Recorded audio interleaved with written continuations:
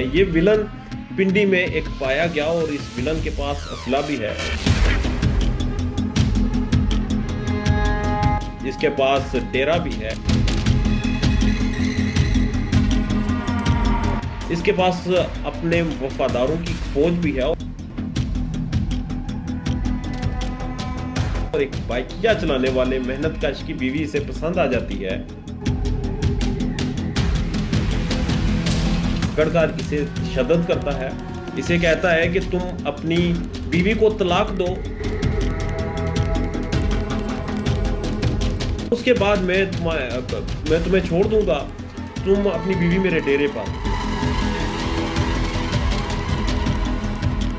तो ये पुलिस के पास जाता है क्योंकि पुलिस ही अल्टीमेट आपको एक रिलीफ, आपको एक एहसास तहफ़्फ़ुज़ देने के लिए अदारा है। वो पुलिस के पास जाता है कि मेरे साथ ये रवैया अपनाया गया है, मेरी बीवी को घर से उठा लेंगे, मुझे इंसाफ दिया जाए। और इंसाफ करने के लिए जब पुलिस डेरे पर जाती है, उन अबाशों के डेरे पर, वहां पर इस शख्स को दोबारा मारा जाता है। पुलिस की मुबैना तौर पर मौजूदगी में मारा जाता है।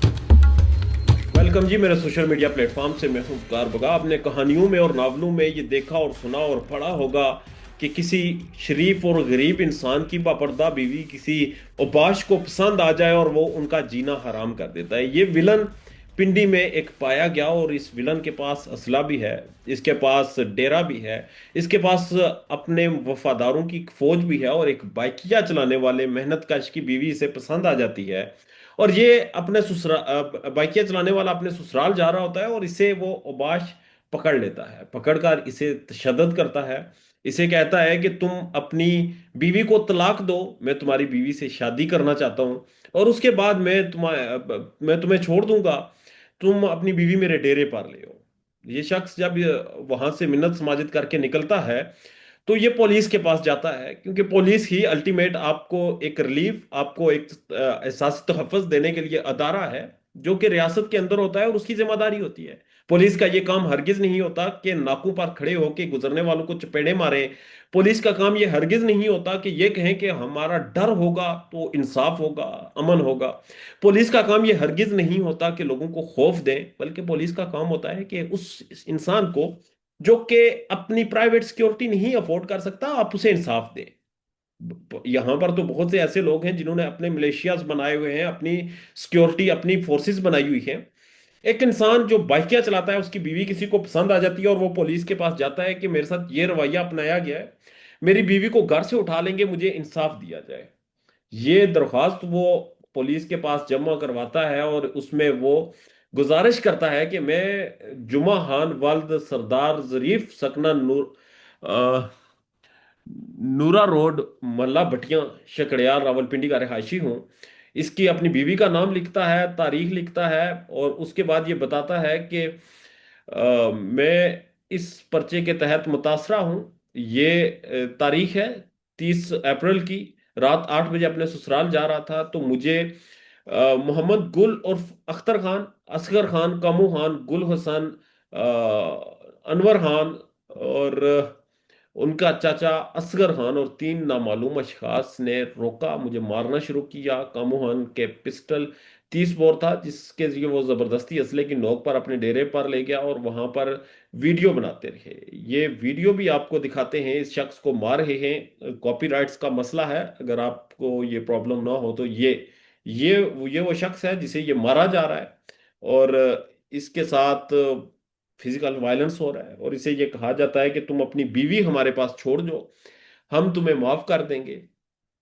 ये सीसीपीओ साहब के पास उस शख्स की, मुतासरा शख्स की अहलिया एप्लीकेशन देती है, एफआईआर भी बताती है कि एफआईआर हुई। और फिर वाकया ये हुआ कि जब पुलिस इस शख्स को लेकर जाती है कि ठीक है जी हम रेड करते हैं, आपने कहा तो हम आपके लिए इंसाफ के तकाजे पूरे करते हैं, आपके साथ इंसाफ होगा। और इंसाफ करने के लिए जब पुलिस डेरे पर जाती है, उन अबाशों के डेरे पर, वहां पर इस शख्स को दोबारा मारा जाता है। पुलिस की मुबैना तौर पर मौजूदगी में मारा जाता है। फिर वहां से निकलते हैं, पुलिस का तफ्तीशी कहता है कि जी आप आए अदालत में बयान देने के खिलाफ। वो शख्स अदालत में बयान देने जाता है तो वहां से भी उसे डरा कर वापस भिजवा दिया जाता है। सवाल ये पैदा होता है कि क्या रियासत के अंदर कोई कानून है? क्या रियासत के अंदर कोई ऐसी जगह है जहां पर कोई इंसान महफूज होकर रह सके? वो इंसान जो अपनी प्राइवेट फोर्सेस अफोर्ड नहीं कर सकता, जिसके पास एक बेइंतहा पैसा नहीं है, वो इंसान जो कि बहुत अमीर और बहुत असुदा हाल नहीं है, वो कैसे अफोर्ड करेगा?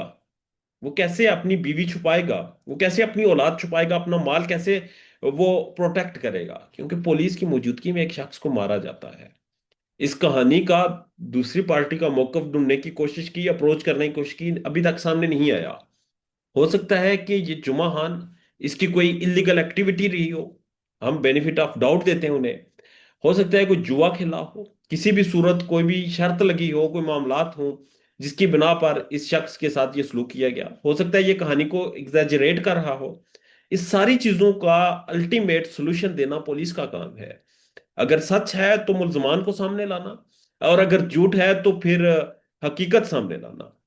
मगर अगर कोई शख्स ये क्लेम करे कि उसकी बीवी के ऊपर एक ओबा शासक हो गया है और वो कह रहा है कि तुम्हें मार दूंगा, अपनी बीवी मुझे पेश करो, और मुझे बीवी पेश करनी पड़ेगी वरना मुझे मार देगा, और उसकी बीवी सीपीओ के पास दरख्वास्त लेकर जाए कि मुझे तहफ़्फ़ुज़ दिया जाए, और तहफ़्फ़ुज़ अभी तक नहीं दिया गया, तो फिर सवाल तो बनता है कानून नाफज करने वाले अदारों से, इंतजामिया से, और इस मुल्क की हुकूमत से कि आप क्या कर रहे हैं।